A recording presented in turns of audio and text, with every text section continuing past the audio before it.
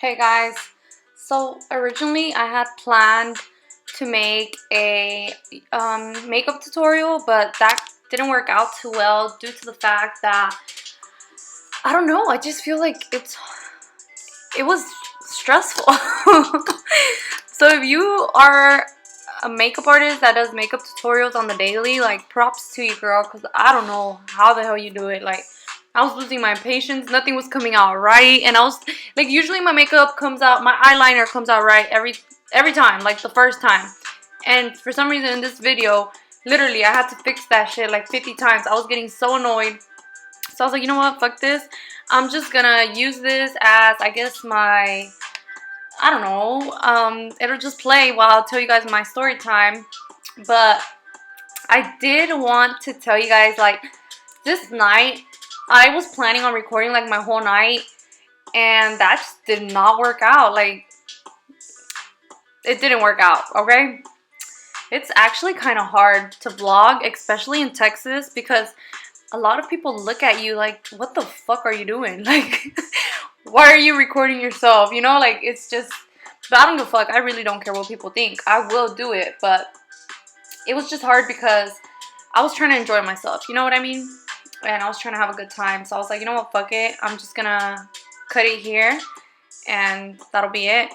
But at least now I can tell you guys this fucking funny ass story. It was kind of creepy and it's funny. And I'm gonna start from the beginning. I actually got pulled over with a dead person in the back. And if you have me on Instagram and Snapchat, you already know. Well, maybe not Instagram, but if you have me on Snapchat, you know definitely that I work at a funeral home. And yes, I see dead people. I'm with dead people all the time. I pretty much started off there. I was gonna do just cosmetology, like any cosmetics on the dead people and their hair and stuff. And I don't know, I'm like really good at paperwork and stuff. So down the line, I pretty much took over the whole, now I run the whole office and I run the whole funeral home. And we are in the process of opening up our own. So, cause guys, that is a good business. Like, people die all the time, you know? So that's currently my situation now. I do keep the phones. Like, if someone dies and someone calls, you know, to report the death, and we have to go pick them up, I keep the phones every night. So I'm the first person to know if someone dies, or who needs to come, or who needs to, you know, who needs to go pick up the body. I'm the one who talks to the family. I'm the one who does pretty much everything. And with this case, I remember I was at the bar. It was a Saturday night. I was hanging out with a lot of friends. We were having a good time. We were drinking, you know. I was already buzzing. Like, I'm not even gonna lie. Like, I was buzzing hard as fuck. And I get a call. Someone had just died. And if you're from Fort Worth, you kind of are familiar with, like, the area. Fort Worth is a really big city here in Texas. But they also have other little cities. And the person who died in Itasca. And that shit, you probably like, what the fuck is Itasca? Where's Itasca? Itasca is probably a good 50 minutes from Fort Worth. You know, max. So, I'm in Itasca. No, I'm not in Itasca yet. Wait. Rewind. I'd be getting ahead of myself. So, I take the call. Whenever I take those calls, I'm responsible to call someone else to go and pick up the body, which is people who work at the mortuary. That night, for some reason, everyone was busy. Like, people were dying left and right. Like, everyone was busy. No one could pick up our person. And when you have your own funeral home, like, those people go to that funeral home. So if you don't go and pick up, you lose that business, you know? So my mindset was like, all right, bet, I'm not going to lose this money. Let me, you know, I'm going to figure it out, whatever the case may be, even if I have to go and pick them up myself. So I made more calls. I was literally calling people for like 30 minutes trying to get someone to pick up the body, and nobody could pick it up. So at this time, I go back inside the bar. I had stepped out to take the call. I go back inside the bar and I let my friends know, hey, like, I gotta go. You know, I gotta go pick up a body. And everyone's looking at me like, bitch, what the fuck? First of all, you're drunk. Okay?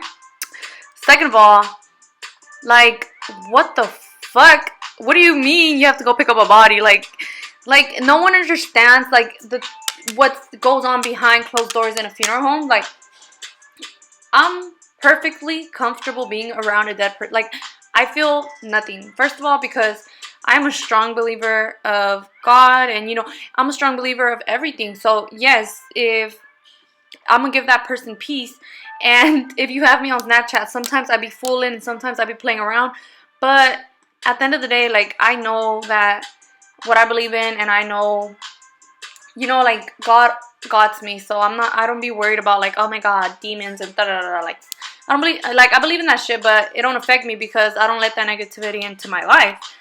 So that's what creeps out a lot of people, but that's beyond the point. So whatever, I tell them that, and everyone's like, dude, what the hell? You're really gonna go do that? Like, what the fuck, And everyone's tripping, and at the time, my homegirl was going out with some guy. She was going out, well, it's her baby daddy. I don't mean to sound like really rude about it, but she was with her baby daddy, and he told me that he would go with me, and I was like, you know what, fuck it. I need someone to go with me because, literally, you have to pick up the dead person and put them in a cot, like an ambulance cot.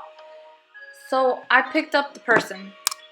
We go, we drive. First, we had to go to the funeral home because we had to pick up the car to pick up the body. Like, there's a special car that and there's a special cot. It's like pretty much like the ambulance ones, the stretchers. And me and my friend went. We get there.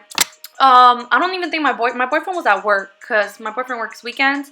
So I know my boyfriend would have gone with me, but no one was down. No one wanted to go with me. I was buzzing. I mean, I literally was like, fuck, I'm not about to lose this money, so I need to go. So we go or whatever, and my homeboy, he's like, you literally show him like throw up and he will throw up. Like, he's that type of guy. Like, le da asco, everything le da asco. He has a weak stomach. But he took it like a fucking champ. We went, we picked up this lady. He was like traumatized because this lady was like, she only had one leg. Like, they had cut one off, I guess. So he was like pretty fucking traumatized, and he was sitting there like tripping, looking at me like, I cannot believe that I'm doing this shit right now. And I'm just laughing because I'm buzzing, and he's just driving me around. And first of all, you do have to be a funeral director in order to pick up bodies legally. So I did have that in the car with me. I had the license, and so whatever. We get there. We get to the hospital. We pick up the body. We're tripping because we're like, what the fuck? I can't believe we're doing this shit right now. But I really, like, guys, I was like totally in this mindset, like, fuck that. I'm not about to lose this money. No, I'm not. So homeboy, we're driving back. We're tired. Like, it's already 3 in the morning because we left the bar probably like at 1 a.m. Keep in mind, it takes like an hour for us to get to Itasca. So we went to Itasca. Then we had to go, back to the funeral home and leave the body there. And trip because, that place is already scary as it is because what people think is that it's scary. Not to me because, I mean, I work there every day. But, like, if you go to a funeral home, like, some people say you get, like, these vibes. Like, it's just funny. Like people really be overreacting. They be tripping. They be like, I feel like negative vibes in here. And I'm like, shut the fuck up. That's because you're a negative ass bitch. Like, you have to be positive, and, you need to believe that there is afterlife because I believe that there's afterlife, and, after this, we're going somewhere else. But, so, whatever. We put the body in we have, like, a special room that the body's going. So we put the body in there. He pretty much took it pretty easy, but before we pull up to the funeral home, like, literally, we were like 2 minutes away from pulling up. Not even, like, maybe 1 minute. Like, we were literally down the street. We're about to pull up, and we fucking hear a cop's sirens, like, going, like, and we're like, fuck, are we driving stupid? Like, what the fuck, dude? We have a dead person in the back, So, whatever. they pull us over. And we're like, what the fuck? We're tripping balls because my homeboy had just got out of jail like 2 weekends before that because he had a DWI. So we were like, trip, what the fuck? You know, we're gonna fucking go to jail. We have a fucking dead person in the bag. Like, what the fuck? And we were tripping, but the cop was cool as fuck. He was like, oh, I just pulled y'all over because, you know, y'all were speeding. I just need to see your license and registration and your insurance and all that. So we gave him all of that, whatever. And I guess he wasn't able to pull up anything because it was just 2 weeks. I guess it hadn't hit the system that he had a DWI.